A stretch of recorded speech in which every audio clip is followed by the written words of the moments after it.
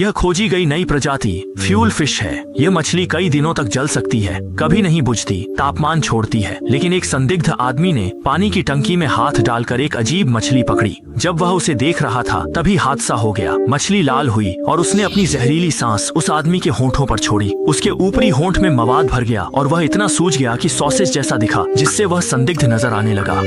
इसी दौरान उसने शांति से अपने दिल की बात शियांजिंग से कह दी और नतीजा वही हुआ जिसकी उम्मीद थी। उसे तुरंत मना कर दिया गया। रात को शियुइंग अकेली टावर क्रेन में बैठी तस्वीरें देख रही थी। तभी अचानक एक इंसान का सिर ड्राइवर केबिन की खिड़की से टकराया। कपड़ों से साफ था कि वह शियांजिंग ही था। जहाज के डॉक्टर ने जांच के बाद पाया कि लाश पर ऊंचाई से गिरने के निशान थे, इसलिए उसने निष्कर्ष निकाला कि शियांजिंग ने आत्महत्या की है। लेकिन कुछ ही देर बाद डॉक्टर ने लाश पर दूधिया सफेद रंग का एक तरल पदार्थ पाया, जिससे शियांजिंग की मौत सीधी नहीं लग रही थी। शियुइंग और डॉक्टर की बात सुनकर एक ही इंसान के बारे में सोचने लगे, वह गंदा आदमी लाशी। और लाशी की प्रतिक्रिया सबके सामने काफी अजीब थी।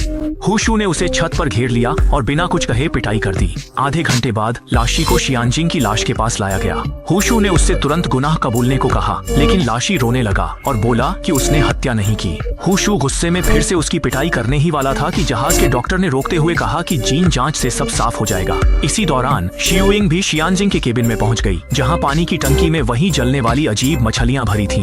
जब शियुइंग सुराग ढूंढने की कोशिश कर रही थी, तभी ऊपर की अलमारी से अचानक एक बड़ी चूहिया कूद पड़ी, जिससे शियुइंग डर के मारे गिर पड़ी। और ठीक उसी वक्त उसने देखा कि गलियारे में कुछ झलकता हुआ सा गुजरा।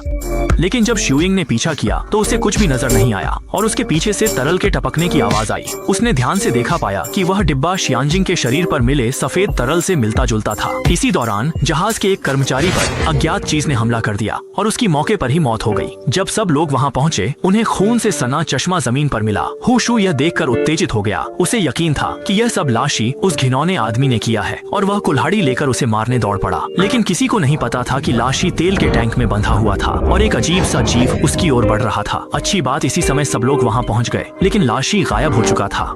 जमीन पर खून के धब्बे देखकर उन्होंने पाया कि लाशी एक कोने में बेहोश पड़ा था। शियुइंग उसे जगाने के लिए हाथ बढ़ाती है। लाशी अचानक आंखें खोलकर उसका हाथ पकड़ लेता है, पागलों चिल्लाने लगता है, भागने की कोशिश करता है। हुशु उसे एक झटके में दबोच लेता है। शियुइंग जल्दी से उससे पूछती है कि हुआ क्या था। लाशी को उस राक्षस की याद आती है, वह पागल हो जाता है। सब लोग उसे पकड़ने वाले थे कि ड्रिलिंग प्लेटफॉर्म अचानक हिलने लगता है। बिजली की सप्लाई अस्थिर हो जाती है। रोशनी कभी तेज कभी मंद होने लगती है। एक राक्षस सामने से गुजर जाता है।